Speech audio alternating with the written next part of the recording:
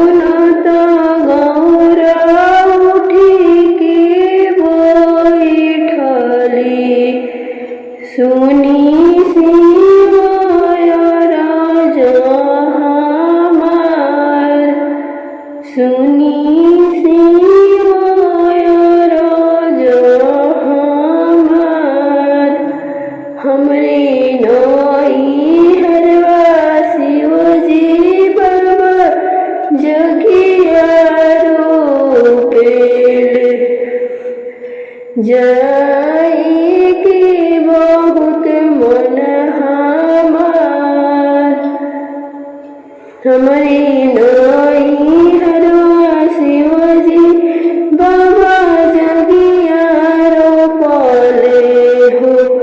जाएगी बहुत मन हमार, तोहरा बाबा गौरा जोगी रोपले भारी हो। तोहके नेवतो ना दिहले, तोहके नेवतो नहीं दिहले, बिना रे बोलले गौरा नैहर जोनी जोई हो।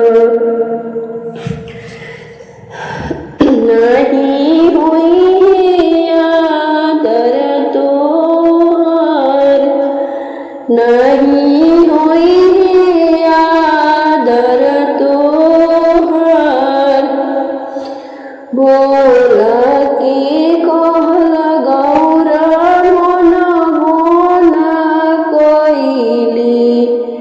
बाबा जगिया देखो न जान, बाबा जगिया देखो न जान।